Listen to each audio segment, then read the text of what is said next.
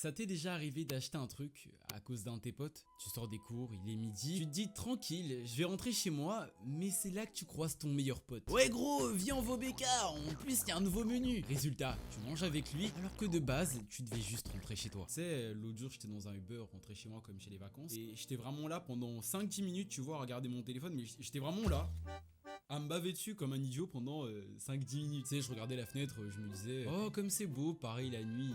J'étais vraiment fatigué ce jour-là. Et à un moment, j'ai eu un pic de lucidité, tu vois. Je me suis vraiment dit putain, Loan, Kélion et plein d'autres youtubeurs m'ont matrixé pour que j'achète des lumières pour mes vidéos. M'a littéralement chié dans le cerveau pendant des semaines à coup de oui, ça fera plus pro, etc. Et au fond, tu vois, ils ont raison, ça rend mieux. Et là où je veux en venir, c'est que à force de se dire ce truc en boucle, à force d'en entendre parler dans toutes les vidéos que je voyais, dans des pubs limites et tout, ça m'a mindfuck. Et au final, un matin, je me suis levé et je suis parti acheter ces lumières comme un bel autiste, tu vois. Et en plus, j'étais heureux. Tout ça pour dire qu'aujourd'hui, on est tellement bombardé d'infos, que ce soit à la télé, à l'école, avec tes parents, partout où il y a des êtres humains, tu vas te faire mindfuck au final. Ça fait très complotiste en mode oui, le président c'est un reptilien et le monde est contrôlé par la famille des Rothschild. C'est très maléfique, tu vois, comme truc, c'est très malveillant comme délire, mais c'est vraiment un vrai bail. Pense-y 2 secondes, genre 90% si c'est pas 100% des pubs que t'as sur ton téléphone, c'est souvent en rapport avec des discussions que t'as eu 3-4 heures avant avec tes darons, tes potes et compagnie. Imaginons, je sais pas, t'as parlé de fromage avec tes darons, logiquement tu vas avoir des pubs de couteaux de fromagerie près de chez toi, tu vois, tous les trucs en rapport avec ça. Finalement, on se fait tous influencer, donc manipuler, et on peut rien faire en fait. On se fait juste baiser, on peut juste sourire. C'est triste à dire, hein, mais il y a personne d'entre guillemets pur qui est pas esclave de la société de consommation, qui est toujours là sur notre dos à dire ouais,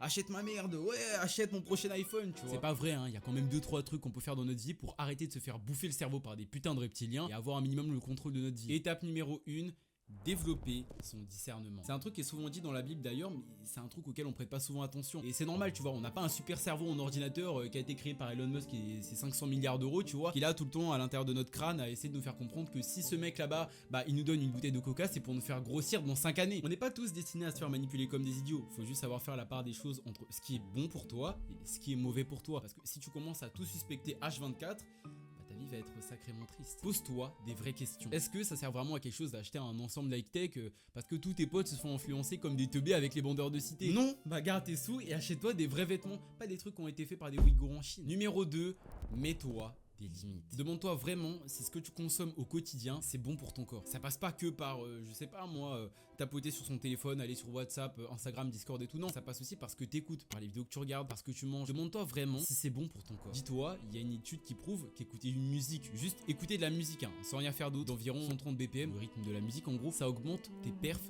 de 10%. Sans rien faire, juste t'es allongé, t'écoutes de la musique, ça augmente tes permes de 10%.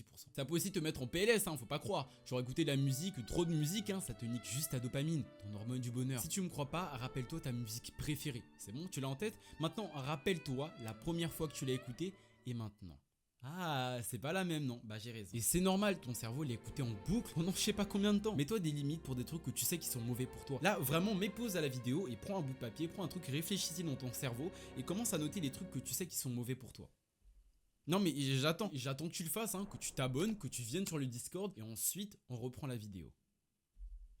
Bon, normalement là, t'as dû penser à 2-3 trucs dans ton cerveau, des trucs tout bêtes, mais au moins t'as 2-3 idées qui te viennent en tête. Écris-les vraiment, prends un bout de papier, écris-les, note-les. Comme ça, tu sais qu'est-ce qui te bête au quotidien et tu peux mettre en place des petites habitudes pour les niquer tout simplement. Si tu sais que t'écoutes H24 de la musique quand t'es dehors, dis-toi, j'écoute pas de la musique quand je suis dehors, j'écoute de la musique que quand je suis chez moi. Déjà, ça va réduire ta consommation sur la journée et en plus de ça, ça va réduire ton impact sur ta dopamine. Si tu kiffes boire du coca, je sais pas, par semaine, tu bois un verre de coca max. Tu t'arranges comme tu veux, mais tu bois moins de coca que d'habitude quoi. Parfois c'est dur, je dis pas, parfois c'est vraiment compliqué, on n'arrive pas à se défaire d'un truc qui est mauvais pour nous tout simplement. Et faut pas arrêter d'un coup, faut arrêter progressivement. Je sais pas, c'est comme le délire avec le coca quoi. Tu l'arrêtes tout doucement et au fur et à mesure du temps tu vas de moins en moins y penser. C'est comme ça qu'on fait les gars. Troisième et dernière astuce, fais grossir ton cerveau. Tout ce que j'ai dit, ça marche, mais que si t'es suffisamment lucide pour appliquer tous mes conseils. Non mais je sais qu'après la vidéo tu vas te faire brain root par une autre vidéo, puis un TikTok, puis la photo du chien de c'est votre vie les mecs, jouez pas. Ça va faire super boomer ce que je dis, mais faites de la méditation ou priez si vous êtes croyant,